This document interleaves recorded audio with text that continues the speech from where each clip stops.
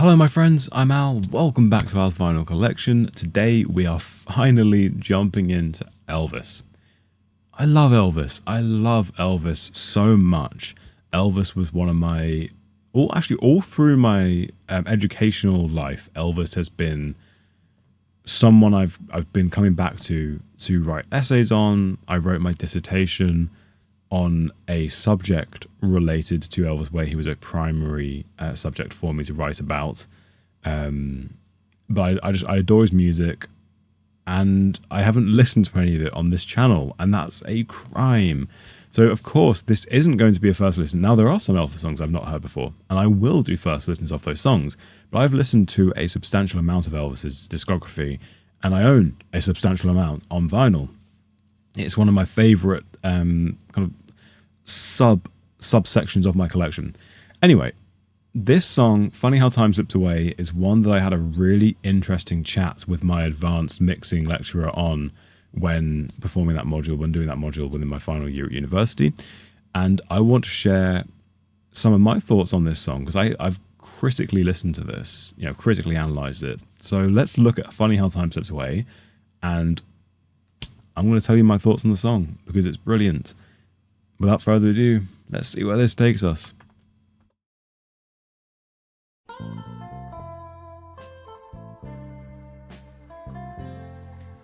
Well, hello there. It's been a long, long time.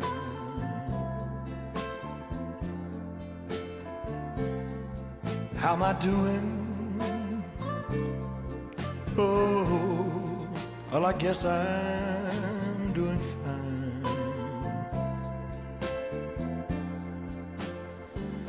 It's been so long now, and it seems that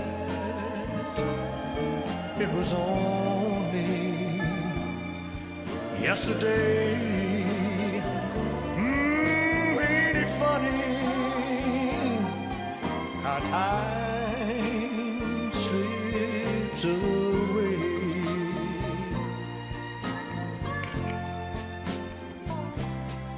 How's your new love? I hope that he's doing fine.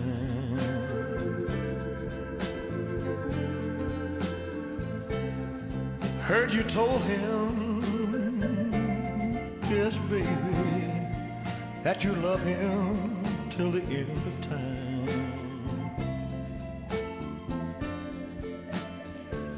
Well, that's the same thing that you told me. Well, it seems like just the other day. Ain't it funny how time slips away?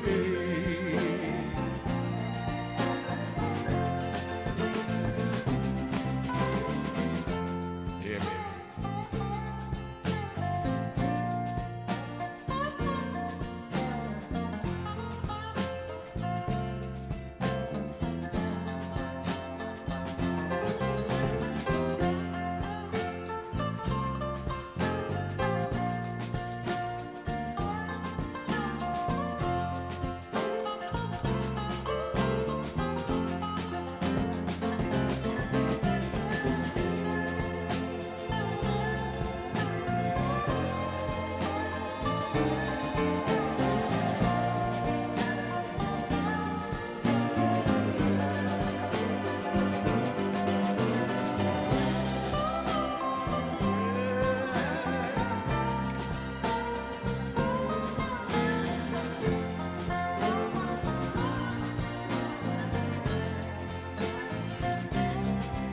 Gotta go now. Guess I'll see you hanging round.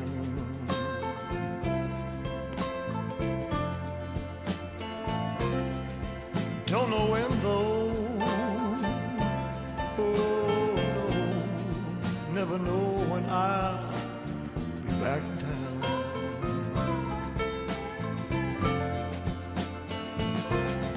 But I remember what I told you, that in time you're gonna pay. Hey, it's surprising how time slips away. Yeah, it's surprising how time slips away.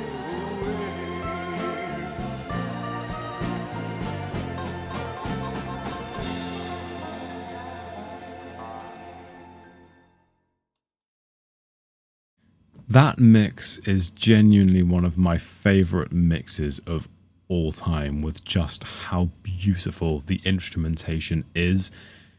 Listening back to it for this video, I almost felt emotional. The organ is beautiful, the piano is beautiful, the dobro is beautiful. Look, let's jump in to this mix. Okay, so I'm listening in my home studio environment through two perfectly calibrated Yamaha HS7 monitors, which are somewhat industry standard monitors. They are brilliant. You can hear an incredible amount of clarity and depth within these mixes. So listening to this in this setup, but you can listen to it anyway. You can listen to it through headphones, even a quite basic speaker setup. This stereo image immediately stands out. Everything has its own place in the mix.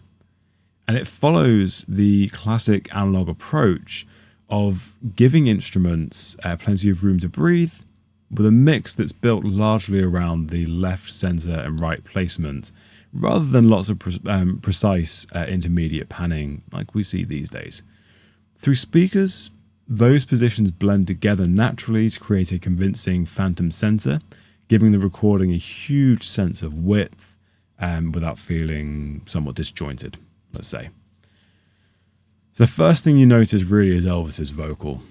I mean, just everything aside, mixing aside, Elvis's voice is just one of a kind. Genuinely one of a kind. I can't get over how beautiful his voice is and how somewhat boxed in he is. People think Elvis and Johnny Cash too, these deep voices and cliche kind of, curl your upper lip and put on like a kind of an Elvis voice. I'm not going to do one, don't worry. His vocal range is incredible and his vocal tonality is so beautiful. He's shrouded with this unfortunate kind of cliche being as popular as he is.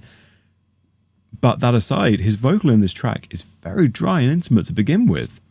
It feels less like he's performing to an audience and more like he's sat in the room telling you a story with this almost conversational style of singing until we reach the refrains. Once he finishes a phrase, there's a beautiful plate reverb behind him. And that is a brilliant mixing technique to add depth without ever letting those reverb tails get in the way of the lyrics. And it's brilliant. James Burton, now I'm presuming this is James Burton. From all research I did onto this song, this is James Burton playing the dobro. Is a masterclass in restraint, and it is a masterclass in beautifully performing an instrument, frankly. It's one of my favorite aspects of this song. Rather than constantly filling the space within the track, he waits for Elvis to finish his line, and then he answers with these short, tasteful fills that don't feel forced, but just add to the vibe and the aesthetic of this song. The rhythm section, equally as impressive. Standout, really. There is so much negative space in the arrangement, and because nobody's overplaying, every instrument has a room and has room to breathe within the track. Jerry Chef's bass is fantastic. It's warm, it's melodic, and it's often acting as a counter melody rather than simply following the root notes, which you see in a lot of music these days. A lot of music through history, basses to almost pushed to the side. And of course, there are standout bassists as well, but there are a lot. Take Cliff Williams with AC/DC, for example. Brilliant bassist, but sometimes he gets forced into playing the same kind of the same 2 or 3 notes throughout a song, and it's sad to see because bassists can really, really carry a song. And I'm not saying that nobody does. No, I've said what I've said. We have the drums sitting surprisingly far forward in the mix, but it gives what is fundamentally a country ballad a sort of R&B pulse, I suppose, which aligns nicely with where Elvis was going with his career in the 70s. I love the dynamic performance of this track. The arrangement isn't relying on adding more instruments or making everything louder. It grows because the musicians, oh my lord, are simply playing with more intensity. You can hear it in Elvis's performance too.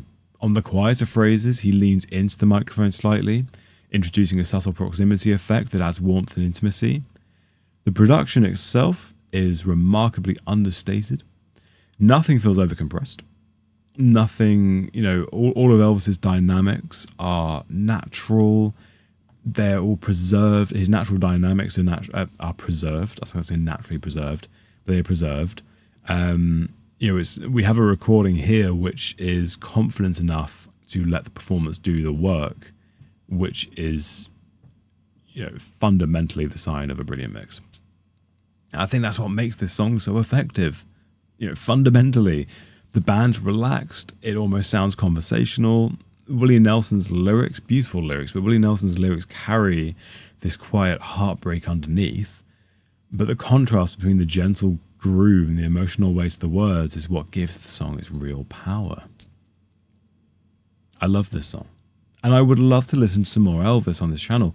So please, if you're watching this and you love Elvis, let me know which songs you love and which songs you want me to jump into, because I love them all. Thank you so much for joining me in this video. One final point.